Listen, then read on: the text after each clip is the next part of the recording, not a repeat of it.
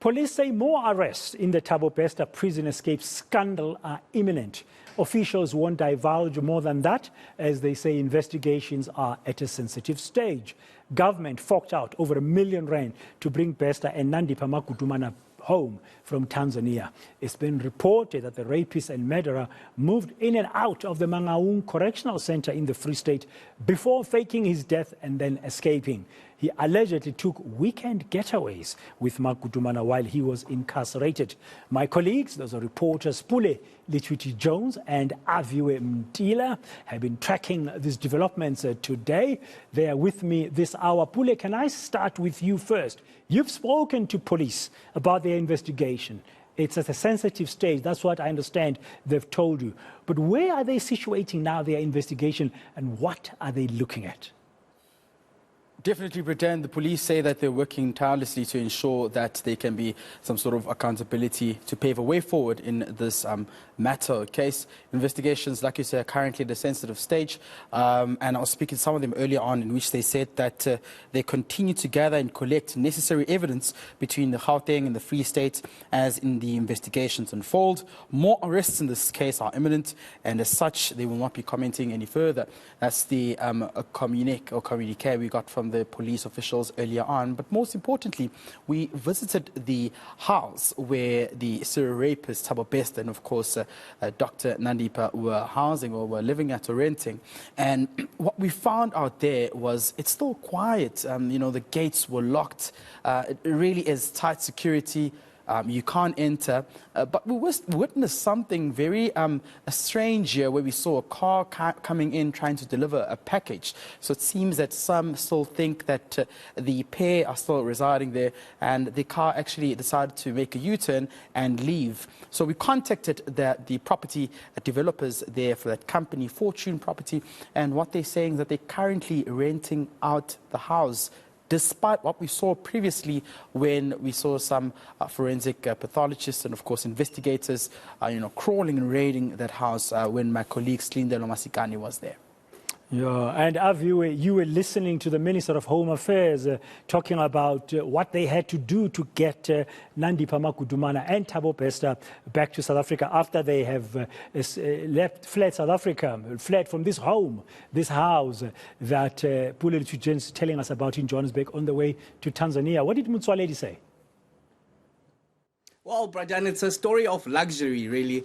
It took a luxury charter to go to Tanzania and bring back Dr. Makudumana, as well as the infamous Thabo Bester, or Tom William Kelly, according to which passport you look at. Because you remember that they found there that there was a US passport that he was carrying that was, of course, between 2019 and expiring on 2029, some of the documentation that was found there, as well as multiple passports that was found in Nandipha. But that luxury charter carrying 14 officials from Home Affairs cost the tune of 1.4 million rand. It was defended by Home Affairs Minister Dr. Aaron Motsoaledi, saying that, in fact, this is what the authorities on the other side wanted. They say that they couldn't hand over the two fugitives to the police, nor could they do so to the South African National Defence Force, being wary of rendition, where you hand over a fugitive to the police. So they said they'd rather hand them over to immigrations, anyone from immigrations. Hence, then, they needed to charter this 1.4 million rand flight. But we do understand it's the cheapest, says Home Affairs Minister Dr. Aaron Motsoaledi, saying that they actually made the announcement wanting, quotations as to a plane that would be able to go to Tanzania that had the required papers that they needed and also come back within 24 hours, of course, as it was a pressing issue that had a lot of South Africans at the edge of their seat. So they took that cheapest chartered flight, which ended up at a tune of 1.4 million rand. In fact, let's take a listen to the Home Affairs Minister, Dr. Aaron Motsoaledi.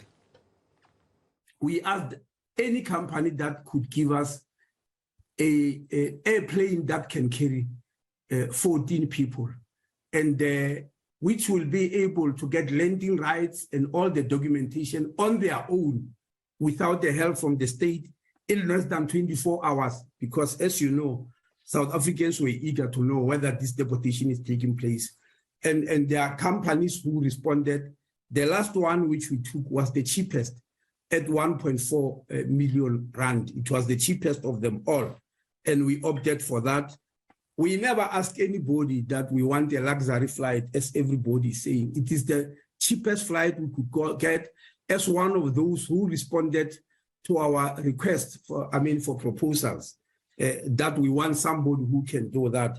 And that's why then the 14 people got in and they came back. Now, they came back as our law enforcement officer under immigration. The head of law enforcement in immigration is the one who led that team to go and fetch him, and Tanzanian presented to him, and our embassy got him first and given to him to officials. What an operation, Aviwe. But I mean, we know as well, Aviwe, that Thabo Bester did not just spend the first few years of the life sentence in Mangaung locked up in a cell. He had some luxury getaways at the weekends with Nandipha Magudumana. I did say, Bradan, that this is a story all about luxury. That's the other element, of course. Thabo Bester allegedly moving in and out of the prison, escorted by those G4S officials. We do know the earliest incident that's recorded on paper via receipts was just late March, 4-night stay in a luxury boutique hotel that's 25 kilometers away from the actual Mangaung correctional centers. There'd be another one, in fact, in April, another night stay there in this luxury boutique hotel. All of this under the name of TK Ngwana. That is, of course, one of the aliases of Thabo Bester. If you are to ask the Correctional Services Minister, Ronald Lamola, he'll tell you that the first he heard of this was then when the investigations were actually officially wrapped up. That is late March when he first heard of this incident, but it didn't come up. Remember, just last week, we were in Parliament physically on Wednesday and Thursday, where the Portfolio Committee on Justice wanted answers on the circumstances around Bester's escape. None of this came out, that in fact, even before the actual elaborate escape, he was out, in and out of the prison, up until, of course, he had to fake the death itself. And, of course, now it's all coming to the fore, and something that, of course, the police still have to investigate, brother. Yeah, police still have to investigate. I'm telling you, this is better than a Netflix series, what we are seeing and hearing. I mean, I'm laughing here, but it's such a serious issue that has exposed weaknesses in the whole justice system and the correctional system. And I cannot believe that Ronald Lamola last night, speaking to my colleague here on ENCA, Professor J.J. Tabane, still says the contract is still in place. I mean, our viewer, they were being escorted. He was being escorted out of jail every other weekend on a luxury getaway. I mean, surely that's a serious breach of your contract. But Pule, coming to you, you went to the house today, but you also went to the business, her business that she had here, where she practiced. What did you see there today? Well, still quiet, doors locked. Spoke to some of the people working there saying that this business hasn't been operating for a while. I tried to get hold of the building manager as well, who refused to allow us to film inside, saying that they will not allow that.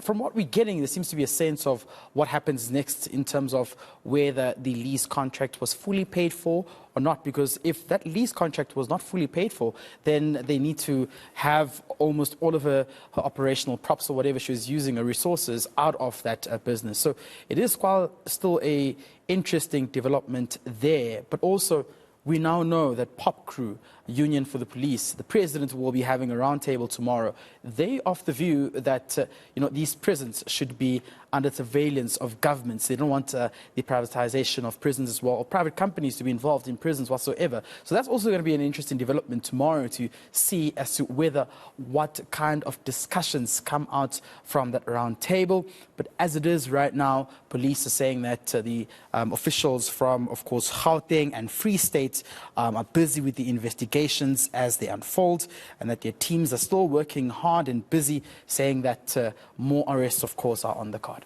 Thank you very much, Pule Lichwiti-Jones and Aviwe Mtila. Just the name of that movie, The Great Gatsby, came to mind now. We have our own kind of Great Gatsby unfolding here. Or is it a Bonnie and Clyde?